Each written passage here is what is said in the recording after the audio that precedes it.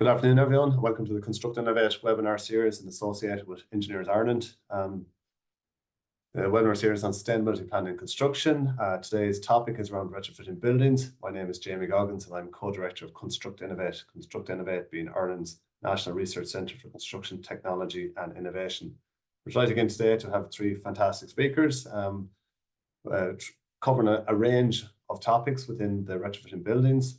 So we have Dr Orlaith McGinley, who's a postdoctoral researcher here at the University of Galway, and she's going to speak about a community approach to retrofitting buildings. We have Ashe Brady, who's director of Core Retrofit Limited and Core Insulation, and she's going to talk about the environmental processes, the process they go through within Core Retrofit to look at the environmental impact of their work. And then we have Laura Heuston, who's the co-founder of Sustainability Works, and she's going to talk about finance options for SMEs around retrofitting non-residential buildings. So we'll have the three speakers first, and then we'll go over to the Q&A afterwards. If you have any questions for our speakers, then please use the Q&A function at the bottom of the screen. So you can type in your question there, and we'll deal with all the questions afterwards.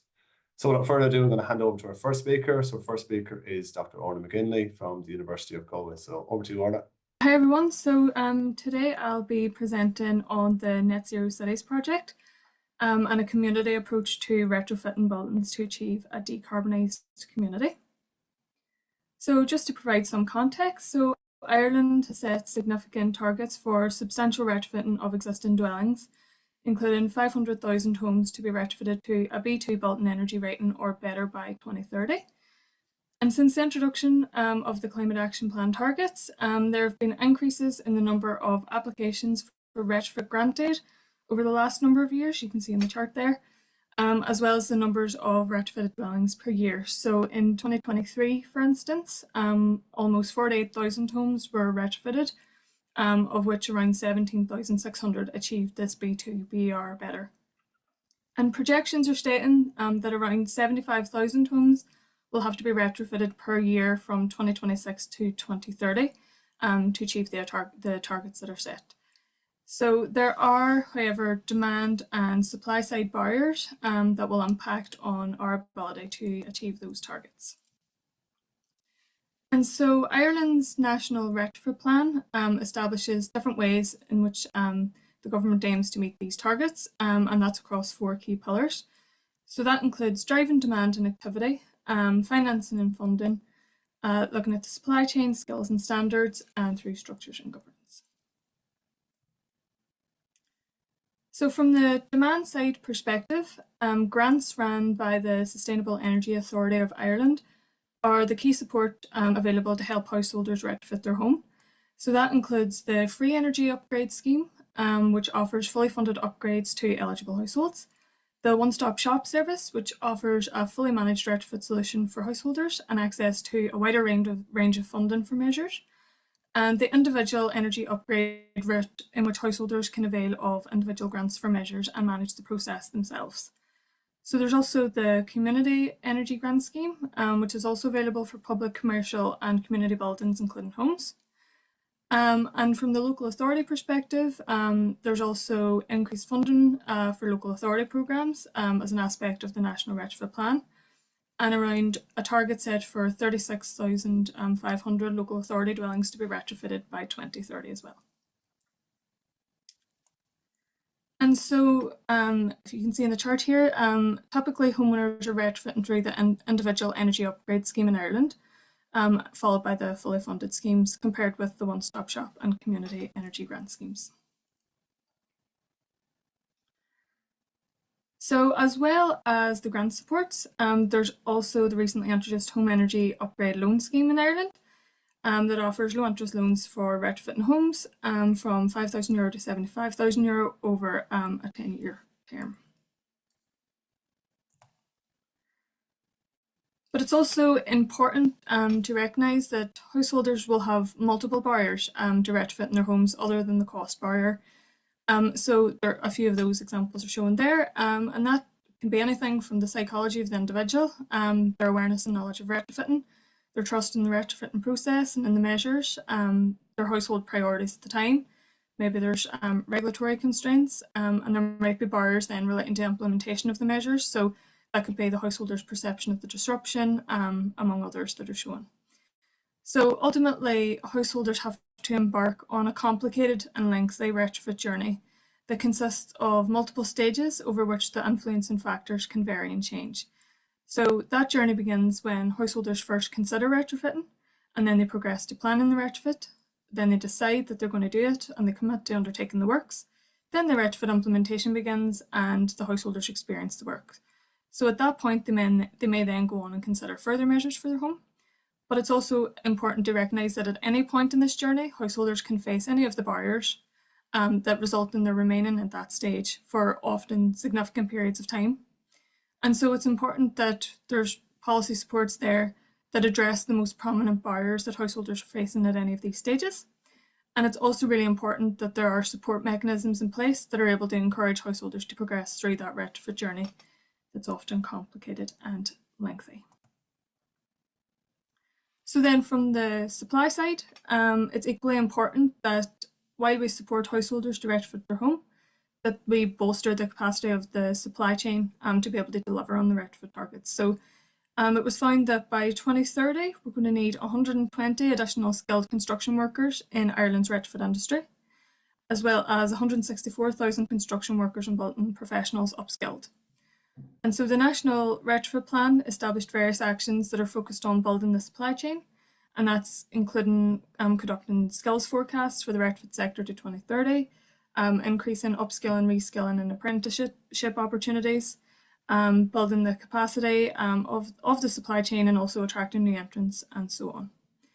And as with the demand side, the supply side also has its own set of barriers to engagement in the retrofit industry generally, as well as to undertaking upskilling.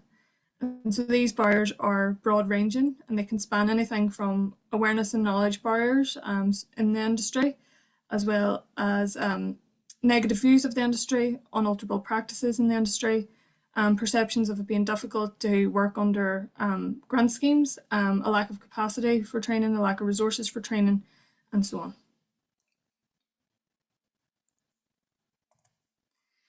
And so NZEB Centres of Excellence, hosted at various of the education and training boards in Ireland, are currently offering a range of NZEB and retrofit skills training.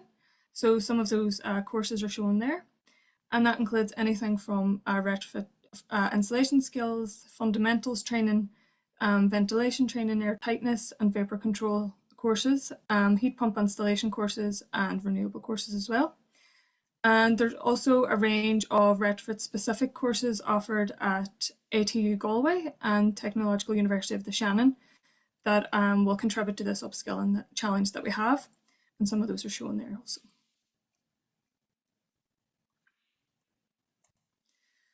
So the Galway City Net Zero Cities project is aiming to demonstrate and pilot a range of methods that can overcome some of these barriers that can be scaled in Galway and then replicated across other cities in Europe. And it's focusing on tackling barriers on both the demand and supply side. And so improving energy efficiency in buildings is a top priority in Galway on the road to net zero, as the residential buildings in Galway account for 34% of the emissions in 2022.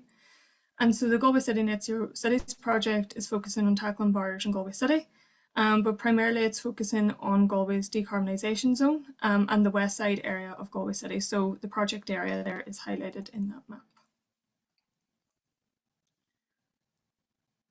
And so one of the key pilot activities was the establishment of a community one-stop shop in the project area, known as the Warm Home Hub, that's located in the West Side Resource Centre in Galway City.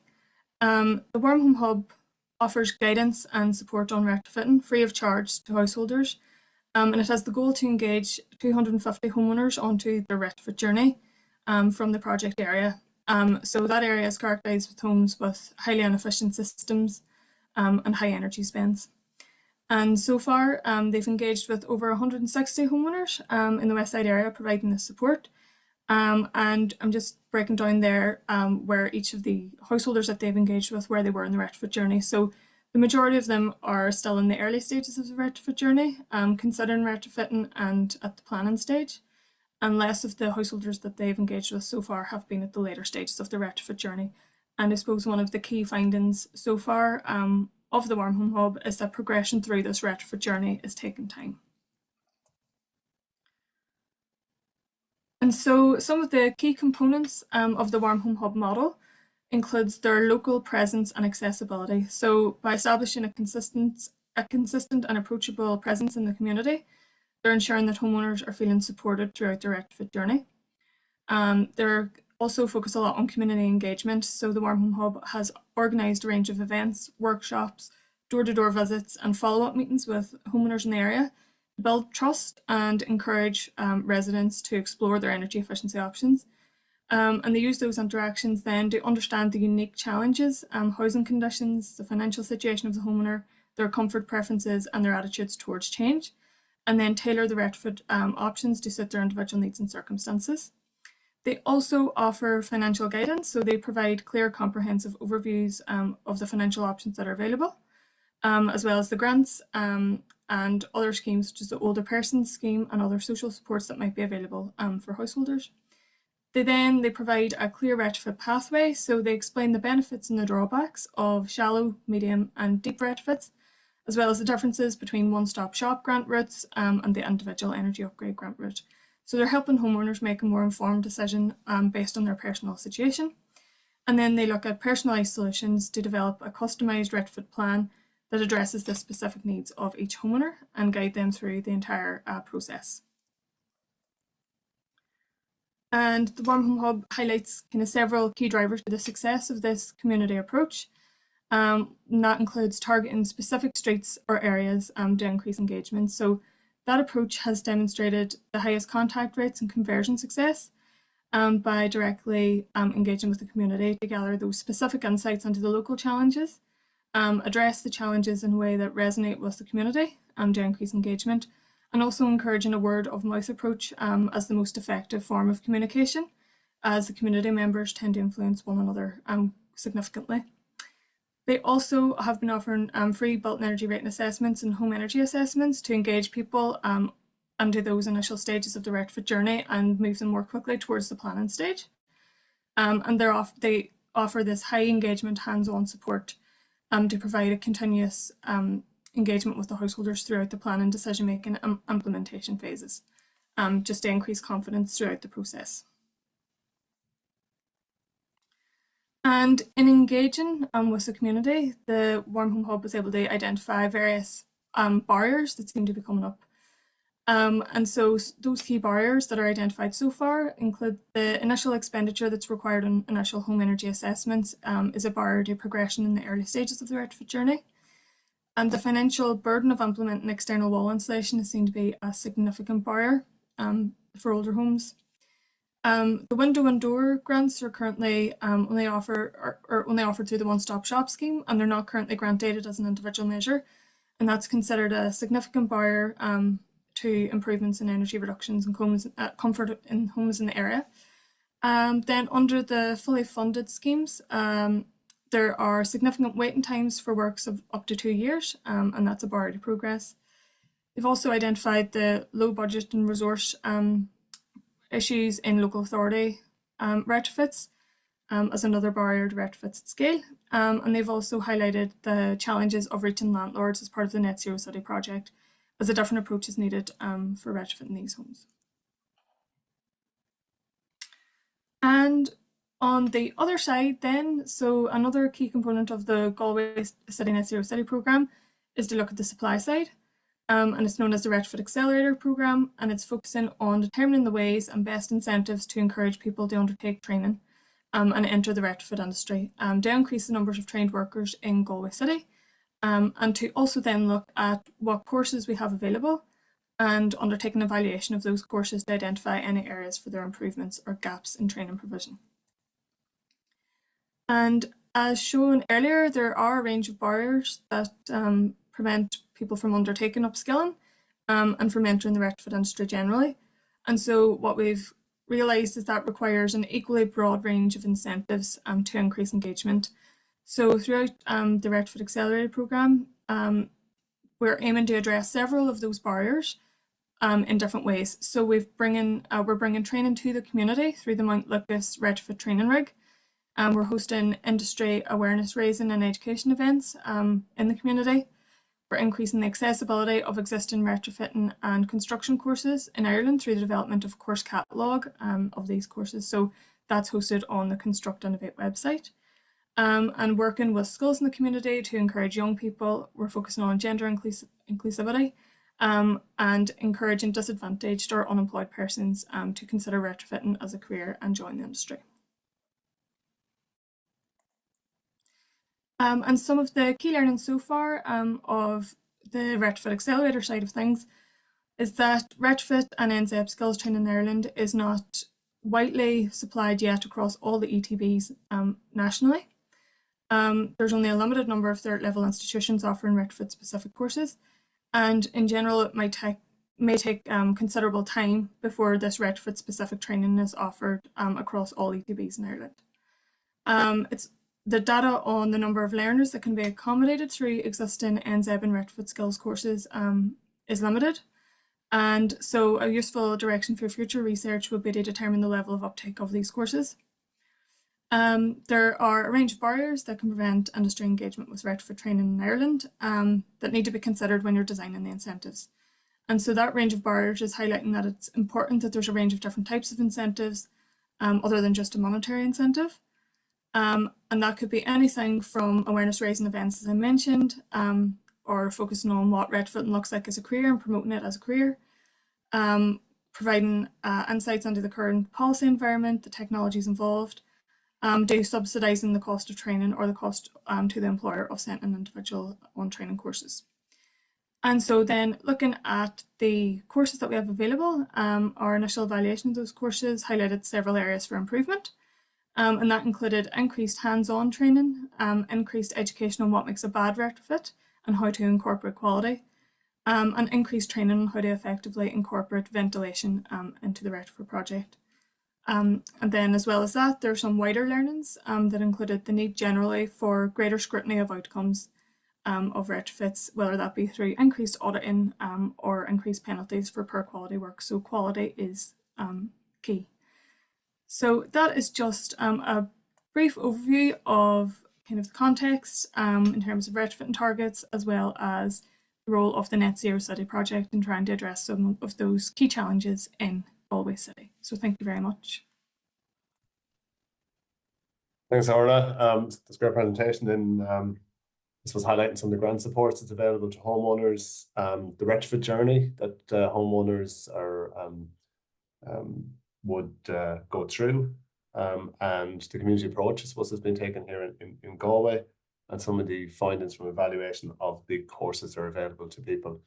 So now we've got Caroline Ashe Brady, who's going to talk us through the environmental angle from sustainability and core retrofit. So, you know, we cannot retrofit homes or buildings unless we have the pipeline and talent to be able to do it, and core retrofit are doing a lot of retrofit, providing one-stop shops and products to be able to retrofit homes and buildings. So over to Caroline to give us their angle on things.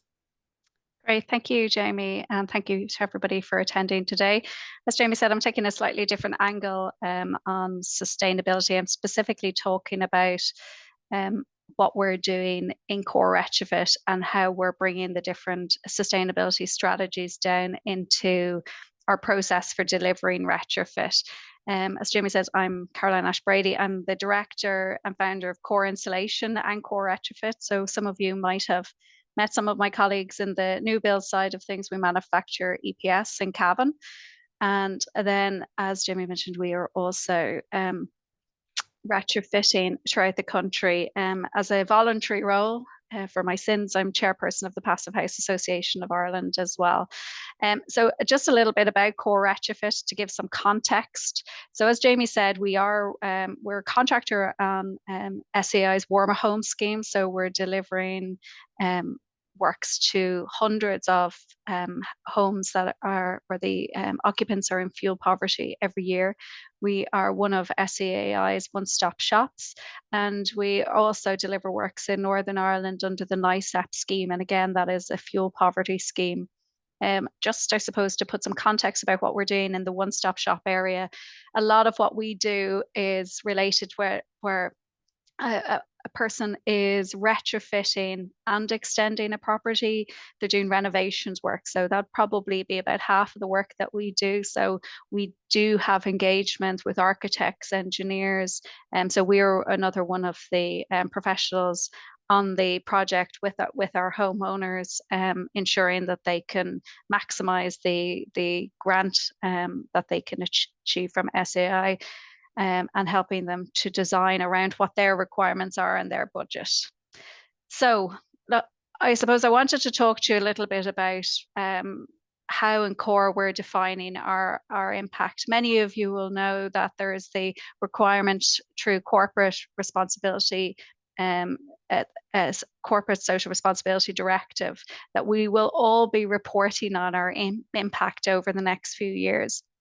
And you'll see there, we will, under the CSRD, which is the Corporate Social Responsibility Directive, these are the key areas that everybody's going to be looking at and reporting on. So pollution, climate change, pollution, water and marine resources, biodiversity, and our ecosystems, all the way down to our workforce, our workers in our value chain, and consumers, the end users, affected communities. And this is all of this is very, very true when it comes to delivering works and retrofit, because we do have an impact on the climate, and we are impacting consumers and end users. We do impact communities, and particularly for core retrofit, we work with main contractors and subcontractors on all of our projects, and so we have this massive number of workers in our value chain as well. So there is a standard. So we are an SME, and we will not have to report on CSRD for another few years. I think it's three to 4 years. But what we're going to do is we're going to report on the voluntary standard that exists for SMEs, and we're going to do that next year.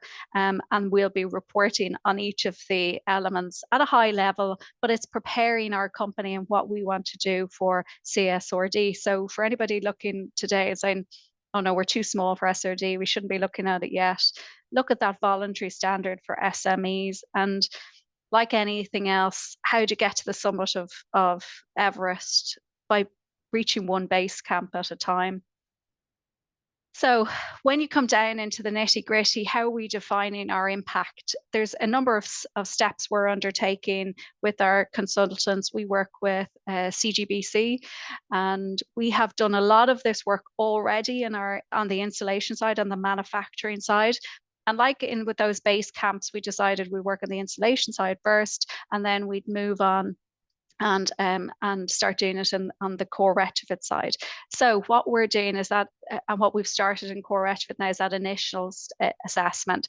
So we're looking at our baseline carbon footprints. That's the scope 1, 2, and 3. And what that essentially is it's getting all of the data required to allow us to have our greenhouse gas emissions inventory. So that's the direct impact we have on emissions, our indirect, but also the indirect emissions from all of the key players within our supply chain. So that's not easy to do, particularly when you think about the number of small contractors we work with. Some would only have 2 or 3 employees, and so there is a big challenge there for us. And we're working through that particular process at the moment. We have it done for the installation side, and then once we've got our greenhouse gas emissions inventory. And for anybody that's interested, we're doing it in line with ISO 14064. So that's the standard that underpins our greenhouse gas emissions inventory. We're moving on then to a deep dive assessment. And that's what you hear people talking about, the double materiality assessment. And essentially, there is 2 major things you're looking at in your double materiality assessment. First is the financial materiality. So how does ESG impact the financial performance of the business? And then secondly, it's the impact of the materiality. So how do the product, service, operations that we deliver impact on the environment, social, and the broader economy? And just, I suppose I have when we're looking at our double materiality assessment, what you do is you're looking at you're having the biggest impact. So you remember earlier, one of the first slides I showed when you're defining your impact.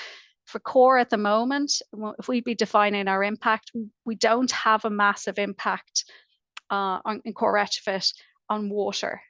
You'd argue that we do have a little, but in terms of all of the other activities we do, it's not highly material to what we do. So you're looking at the scope of what you do and you're picking out the key things and doing your materiality assessments. It's not absolutely every impact you have, be it large or small. The next thing is the voluntary standard. So once we have all of the information, we will then report on our standard. Through that, we'll be doing and taking key action. So really the plan is the creation of our net zero pathway. How are we going to decarbonize what core retrofit do between now and 2030 or 2035? We really need to bring our supply chain and our staff along that journey with us. So what are we going to be doing to ensure that each person in that journey, no matter how big or small, come on the journey with us? And that is the key challenge, because many of the things are outside of the control of the organization. So that's really, really creating that community effect within your supply chain, and bringing them real value to their business, and teaching them that once you've got this nailed, you can go for other work, you can work for bigger contractors, and it's where the entire industry is going. So whether you're doing it today or in 2 years' time, you're doing it anyway. And then taking action. So what we look at always is we're looking for the solutions that offer us the highest impact with the lowest cost first. So we take all of our actions and we're bringing them down one by one, and working through it. And as we always say, if it's high cost and low impact, it's probably one we want to avoid. Just around governance, the standards that we have in place to show to cover off our governance and within the organization and how we communicate. So our current standards, we have the quality standards, environmental, the greenhouse gas inventory is the 1464. We also have the standard for health and safety. Should it be in there? I omitted that, apologies, 45,001. And then taking all of that information and reporting into the voluntary standard. And that's how we're going to present our information to the outside world. So, but what does this mean just going to do a little time check here. What does this mean for the current actions at a process level within core? So what I've done here is these are the key processes we have in core. We're surveying and designing, we have product specification, site management, quality control, compliance, aftercare maintenance, and then obviously we have to think about decommissioning and deconstruction. What we're doing in these key areas around the survey and design, we want the consumer and the contractor to really understand the impact their decisions are going to have from a sustainability point of view. So when we're doing our survey and our design, we're doing a very, very detailed survey on the property, and we are basically creating a pathway for the homeowner to decide what they want to do in the retrofit. So if they are only intend to do attic and cavity, we will show them right down to the granular level how many kilowatt hours they're going to save on their particular property by doing that. And we bring them on a journey. So we show them how will you get to a B2, how will you get to an A2 with or without solar PV. And then we also have a third pathway at the moment, which is to the Passive House Enerfit standard. So that's coming to the market very soon. So what we're doing from a sustainability point of view is we're presenting the consumer with really, really detailed information on what they can do to make sure that they maximize their spend in terms of the kilowatts they're going to save on their property. We don't want people doing things that don't make a big impact for them. And at all times, the design must speak to the building physics, and we can't be making decisions that are not right for the building typology either. So we're taking all of that into consideration in the design. The next thing we're doing around product specification, we are looking, we through all of our one-stop shop projects, we're looking at, we create a tender package based on the survey and the design, which the main contractor, architects, engineers are looking at. And what we're introducing now at the moment, we want all of the products we specify to have EPDs, and where there's a low embodied carbon option, we're presenting that. Everything must be on the EEE register. There must be EU energy labelling. We're considering the EU timber regulation. And products must also be on the HARP database. So we're really thinking about the embodied carbon at a very, very high level at this point on the product specifications. There's a huge amount of work to be done in this space. But I think for us, by simply presenting the idea to our supply chain at this point, that this is what we're thinking about, and having the opportunity to talk to them about that will make a big difference in the future. And there's a huge amount of things happening around products and the information around embodied carbon. And the more companies that get EPDs, the better overall. And we can compare products like for like and make that decision that we want to use those with the best credentials in terms of their climate impact. Site management. So as I said, we work with main contractors as a one-stop shop. We do have a requirement from SAI to on our waste management. That means under the EU Construction and Demolition Waste Management Protocol, 70% by weight of our non-hazardous construction and demolition waste generated on site is prepared for reuse, recycling, and material recovery. So how we started with our subcontractors, as part of their induction with us, we have a module on environmental impacts and best practice on site.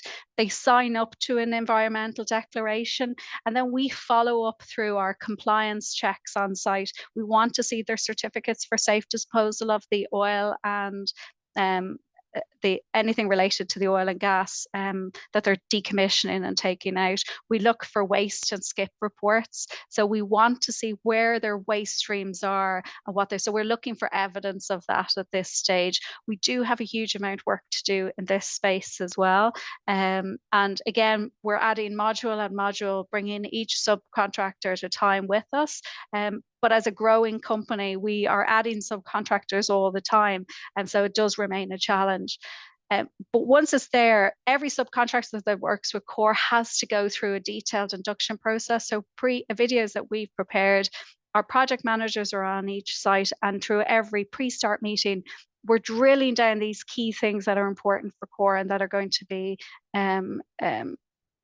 essential for the industry moving forward. Around aftercare and maintenance, this is again another part that we can have an impact from a sustainable impact.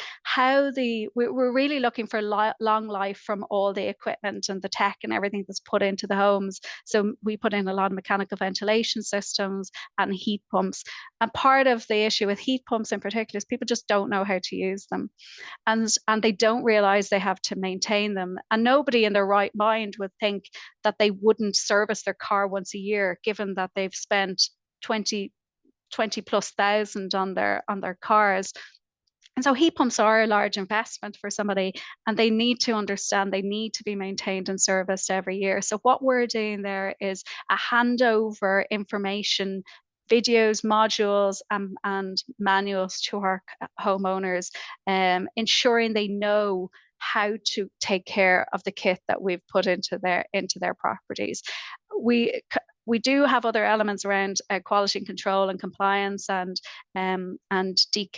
decommissioning. For us, I suppose it kind of comes in at the survey stage, where we're taking out the materials from the past that go into the different waste streams and making sure we're doing that.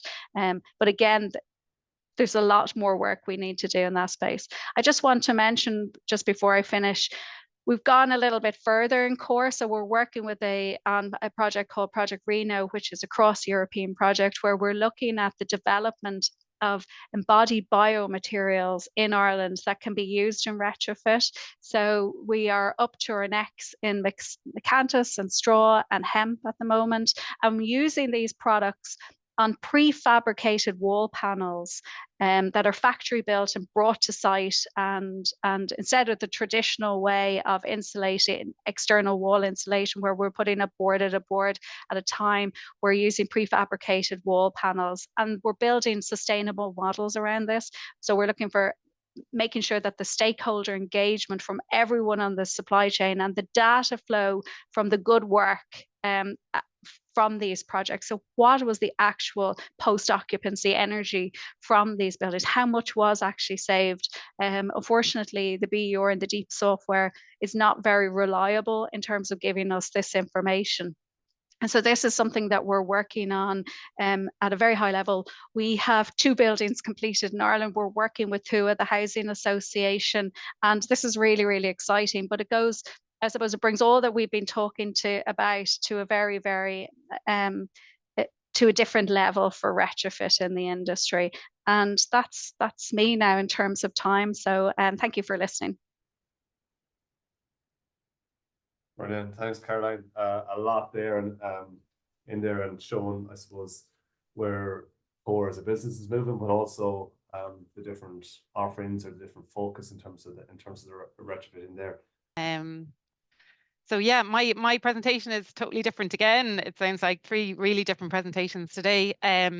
So I guess I'm with Jamie, I'm part of a project called Enact. It's about enabling commercial building retrofits across Ireland and really accelerating how that can happen across the project, where there's a number of different partners in the project, University of Galway, ourselves in Sustainability Works, Dublin Chambers, the Irish Green Building Council, and the Chartered Surveyors Institute.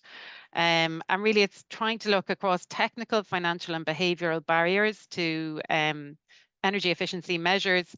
We're focusing on SMEs only and on commercial buildings only. So it's not where the energy is a major cost or resource required for manufacturing or pharma or something like that. It's really just looking at the buildings themselves. So where a business, its main energy usage relates to its actual building.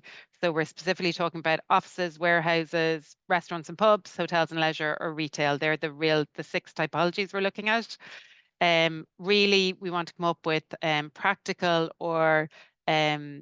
measures and policy suggestions, I suppose, to try and accelerate the retrofit of commercial buildings. We have this ambitious target of 1/3 of commercial sector premises to B+BR by 2030. Obviously, we've spoken about it, Orla spoke about that in the residential space, but this is really looking at it from the commercial building side of things. Today, so our job in Sustainability Works is to look at, I suppose, the financial challenges, the financial solutions, and really how to navigate the complexity of all of that. Because once you dig into it, there is a good bit of complexity around it. Our background is that we did a report on residential retrofit finance for the SEAI back a number of years ago, and I guess, as part of that, the outcome of that was certainly that we needed to keep up grants, we needed low cost finance, which has now been delivered, obviously, and you still need your one-stop shop. You need someone to hold the householder's hand to get over all those other barriers that Orla saw or mentioned earlier. I guess we're now, I suppose, from Sustainability Works perspective, we're now kind of interested in, okay, what are the solutions in the commercial space? And actually, when we get through this, what I really want everyone to do is to give me your input as much as possible. I have a couple of specific questions for you. So, and I'm going to show you some potential, I suppose, financial decision-making tools for SMEs that have been rolled out, or that have been rolled out in relation to other countries or in relation to other sectors. And I just would love your views as kind of a big group of engineers about, whether any of this would help SMEs figure out the financing angles. So the finance-related barriers for SME commercial building retrofits, They're not dissimilar to those for homeowners that Orla went through. This obviously is just the finance related barriers. There are all the other ones of not knowing who to trust, not knowing where to start, etc., etc. But from a financial perspective, you know, that upfront investment is really, it's one of the top barriers. You know, and the fact that capital is prioritized for core commercial business needs, hiring people, investing in, you know, your systems, your processes, whatever it is, not necessarily for these guys, because energy may not be one of their largest costs, though it is one and an increasing one. But they may prefer to keep their capital for, I suppose, core commercial business growth purposes rather than decarbonizing the building they're in. Even if they can get more debt, some SMEs just don't want it. They don't want more debt. It might impact on other loans that they have. So they could get debt to retrofit their building, but it might impact on other loans they have, or they simply just don't want debt at all. The disruption costs is definitely something that is a barrier for SMEs, and a lack of confidence in energy savings. Always remembering that. And I work with, you know, a colleague who's very versed in energy and energy efficiency, etc. And I'm nearly always telling her, slow down here. You know, I'm not an energy expert. You need to kind of, not everyone knows the stuff that engineers and those who have experience in energy efficiency know. And therefore you can have just a real lack of confidence. Is these energy savings really going to come through if I do these, if I wrap my house or whatever it is? So there can be a lack of confidence in that. There can be really long payback periods, especially where it's a deeper retrofit. The split incentive is definitely a challenge where you have a landlord and a tenant. And while it might be up to the landlord to pay for retrofit works to a building, it's the tenant that benefits in the energy savings on their bill, and yet there's no mechanism in their lease or in any other arrangement to allow for that to be shared. And split incentive is a real challenge, particularly given a high proportion of SMEs actually work from rented buildings. One that we found out recently was insurance, so particularly around rooftop solar, that some insurers are only providing insurance for certain solar panels, or in certain scenarios, and that can be a real challenge now at the moment. And then the final thing is the complexity of the financial solutions available, and I'm going to talk you through that now. So like, there are finance solutions to help solve some of those financial barriers. You know, if you think about, okay, I don't have the money to do this, well, one of the financial solutions, as they call it, is a grant. It is, you know, that you get a grant for a percentage. And there are grants available in the commercial space. They're very limited at the moment. You obviously have your solar PV one, your renewable heat tariff. But other than that, you're really into your community BEC, your Better Energy Community Grant Scheme, just as one building within a community grouping. And it just can be really hard to access those grants. The SEI has flagged numerous occasions that they're developing grant schemes for SMEs, but they haven't as yet been published. There's other non-repayable funding that you can get, like your accelerated capital allowances. That's basically that you get a tax deduction for it all in year one instead of over time. So it's kind of just a cash flow advantage, really, more than anything in your tax if you pay tax. As in, if you're not loss making or whatever, if you pay tax during that year. Energy supplier contributions under the Energy Efficiency Obligation Scheme is something that can come into the non-repayable funding that an SME might be able to access if they know that exists. And then obviously the tariff for renewable heat. And kind of the way I've divided those are traditional and well-established, tested and growing, and new and innovative. Because it's really towards the new and innovative solutions we're moving, you know, trying to kind of match cash flows, which is really what your renewable heat incentive is trying to do. From a third-party finance, so in relation to the finance that has to be repaid, you know, it's traditional loans. It's just getting a loan from your bank to do whatever it is. It's asset finance, where the finance is secured on a specific asset. And then you're moving into kind of tested and growing areas like energy performance contracts, efficiency as a service, so your lighting as a service contract, etc., where you're only paying on the drip. You don't have an upfront, you might not have an upfront capital cost, and you pay over 5 years for whatever it is. whether it's lighting as a service, whether it's solar as a service. I have heard of heat pump as a service at this point, but I haven't actually seen a contract yet. Then you have energy efficiency funds and green bonds coming into this space. It's all tested and growing, and obviously publicly supported loans, and that's where your SBCI loans come in. So they're basically, because there is supports there from the EU, it's still a loan, it still has to be repaid, but you might get a longer term over which to repay it. So 10 years, it will be a lower interest rate than is otherwise publicly available. And you may be able to get it unsecured, basically because there's kind of government guarantees or EU guarantees that are taking some of the financial risk associated with a loan to the business. And then new and innovative space is corporate power purchase agreements. We've seen this in the solar space in particular. PACE and on-tax finance and on-bill finance, I'll deal with them both together. They're basically only used in the US or Canada, but it's basically where, again, it's to solve that upfront capital problem. So you basically get a retrofit done and it gets put onto your bill, whether it's a bill with an energy supplier or whether it's put onto your tax bill. And you repay it over that time. So it's still repayable, but you just get, it's kind of an easy repayment mechanism, and there might be some advantages around a lower interest cost or a longer term, depending on the particular structure involved. And then obviously sharing with the landlord under a green lease in some way, to the extent that might be possible. Are all of these available for SMEs? No, they're not. All the kind of non-replayable ones are, but then when you look at the others, you can just start to knock out some of them. So EPCs, they're hugely complex.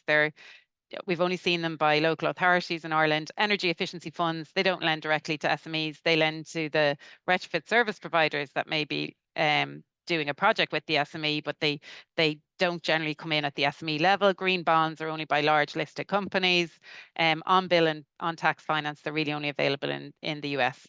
So when it comes to an SME trying to navigate this landscape, this is what I mean by the complexity of the solutions available, and that they have to try and kind of say, okay, am I better doing a solar as a service? Like I saw I spoke to one service provider, solar, panel provider, and he offered 3 options. One was just you pay up front, we'll install it, we go away, etc. And the company gets the benefit of the tariff and selling it back to the grid. That's allowed. Or else you could get solar as a service, or else you could get a solar PPA. So you can imagine the complexity of all of that for an SME faced with this. Which one do I go for? What are the pros and cons of each of them? It is a complex landscape, and that's a real challenge for SMEs. And that's probably where we come in, and we're just trying to simplify all of this. And through the Enact project, our role in Sustainability Works is to come up with a financial decision-making tool to help SMEs try and figure out and choose between some of these options and add them all together. So know that, okay, I can get a grant for this element of it, but then, and maybe I'll be able to get an EUS contribution from my energy supplier, but then the rest of it, then I need to think about a loan, or else I can possibly get some kind of a lighting as a service contract or whatever it is. So, just the idea we have is that there's some kind of a financial decision-making tool that can help SMEs navigate through some of this. And the other thing we're doing is just like a simple handbook, just to explain the pros and cons of each of these, so someone can just pick it up and kind of go through it themselves. Really importantly, payback periods are reducing. I'm sure all the people on this call know this better than me. And financial solutions can actually be structured to be net cash generative from year 1. So I'm just going to give you one example of that, but just really interesting. So this is the lighting as a service example. This is from E-Energy or E-Lighting. And basically the saving on the on energy bills per annum over 3 years was to be 6K a year. So they structured that so that the annual repayments would be less than the annual energy cost saving. So they structured it so that because it was a 3-year payback, they structured the term of the repayment over 5 years instead of over 3, and that meant that this was actually a cash generative project for a company from day one. So you can imagine by about 2K a year. So you can imagine, that kind of thing is just fantastic. If we could get to that for everything, that'd be amazing. But obviously, not all contracts not all measures have a 3-year payback period, so it's not easy. Okay, this is where I'm going to start asking you hopefully to input just a little bit. So this is the I'm going to give you 2 examples of inspiration for that financial decision making tool we're talking about. So really, the idea is it's just a big, huge decision tree that you kind of can automate through some kind of a system, a web-based tool. So the first inspiration is Be Your Wow. This isn't for commercial buildings. This is for residential. Obviously, I'm sure some people are familiar with it, but it's just basically allows you to explore, plan, and implement the energy upgrade of your homes. If you have a Be Your search, you can use that and you'll get actual information for your home. If you haven't, what's really brilliant about this is it kind of can recommend the measures required. It appears to be commercially viable because it's licensed by a number of parties, AXA, SSE Electricity, and Bank of Ireland. It's the route to market for their products and services. It reduces the number of tire kickers for them, and it illustrates the commitment to climate action, just getting behind it. It's only for homeowners. So, but this is just an example just to show you how brilliant I think this is. So this is like, you know, you go onto it. I'm a homeowner. I'm a tire kicker. I'm trying to figure out, God, what, like, am I talking about 5 grand or 50 grand here? What do I need to do? So I don't go onto it. I don't have my BER. I put in bits of basic information. And this is one I did for, I don't currently live here, but this one I did for a location that I knew, and literally brought up a picture of the house. Like, I just thought that was amazing. And then it gives you really brilliant information. It'll tell you how much an average cost in terms of insulation, in terms of windows and doors, heating controls, etc. It then goes on to provide details of the grants. It shows you what SSE Electricity in this scenario will actually, that's their EOS contribution. So it tells you what you know, whether you're going to, what be your improvement you're going to get. And then it even goes on further and says, and by the way, if you use your own funds, you can use your own funds, or you can get a loan for this. And if you get a loan over 10 years, this is what your monthly repayments are going to be. And then they compare that with your monthly energy savings. So just a really, really good tool for someone that knows nothing about retrofitting, which, let's face it, most homeowners don't. Can we adapt that for commercial building retrofits? I suppose that it'll be challenges. Like the factors that contribute to its simplicity is that building typologies and average industry costs are available. There's actually a relatively limited number of house typologies, about 50 in Ireland, and there is a public database that was originally developed by the people behind this tool. Then they also have access to average cost per measure, so they can summarize all of that up. So what are the challenges in a commercial perspective? There's no equivalent commercial building typology database that I'm aware of. More complex challenge to develop one. We're dealing with really different commercial building typologies, and there's really limited standardization even within a building typology due to different sizes, uses, retail up front, back office behind, whatever it is. Different retrofit decarbonisation measures required for each building typology, and then the other factor, financial solutions are more complex, and it just have to be continually updated. So this is an alternative, and I'm going to ask you to make a choice as to which you think would be better. I thought I'd have a fancy poll, but I don't have a fancy poll, but I'll be asking you to put your comments in the chat. So I suppose listen up if you're interested in doing so. This is the inspiration. So this is from the US. This is on the Department of Energy website. It's called the Better Buildings Financing Navigator tool. It's focused on the commercial sector. It is, again, really useful. You go in, your input data is a few basic questions, including here the project cost, the building ownership, because it's relevant whether you're a tenant or a landlord. And then it asks you about your financing preferences, and that's to help point you at the appropriate financing solutions out of the list, basically, that I gave you, except obviously they have in there some of the US ones that are available in addition. So you put in some absolutely basic info, and then it'll come up with this, and it'll say, okay, you said, you know, going across the top there are all the different financing solutions that are available. So you can see they include building green bonds, they include energy performance contracts, they include PACE, which is your on-tax finance. I wouldn't be including those in an Irish context, obviously, but there are certain of these. You can imagine you'd get your options, and then it would tell you what finance preferences that delivered on. Because, you know, going back to the point that some people just don't want debt in any scenario, so therefore your loans get knocked off and you're into your efficiency as a service options, etc. So just really nice, neat output data. it gives links to case studies, and it actually gives links to finance providers. Could we adapt that in Ireland? Yes, of course we could. The factors contributing to its simplicity is it's not as specific as B or WOW. It doesn't get into specific building typologies or projects. It doesn't tell you the costs, the payback periods, your grant or loan amounts, but it is still really useful because it allows the user just to understand the different financial solutions available for their project. And then you get all that additional, here's case studies, here are actual service finance providers, look at what all these others have done. The challenges are, is it asked for an estimate of project costs, which will be hard for someone just coming to this flat. And finding the case studies is a huge challenge we found in our project, Enact, like getting case studies shaking them out of the Irish commercial sector is really, really difficult, and getting people to engage in this is really, really difficult.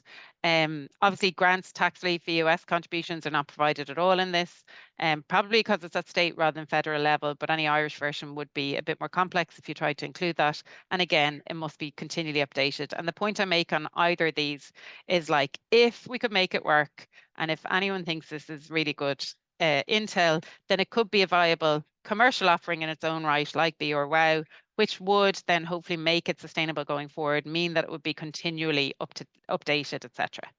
So this is where I'm going to ask you all a question. And if people can have a view on this, if you could comment in just in the chats section, which financial decision-making tool would be more useful for SMEs? In your view, it's just your view, which do you think would be better?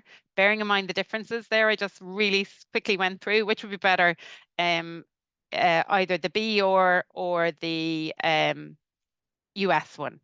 And if people can put answers in the chats on that, that would be amazing. Just to show you what we're thinking about building in terms of building the Irish version of this.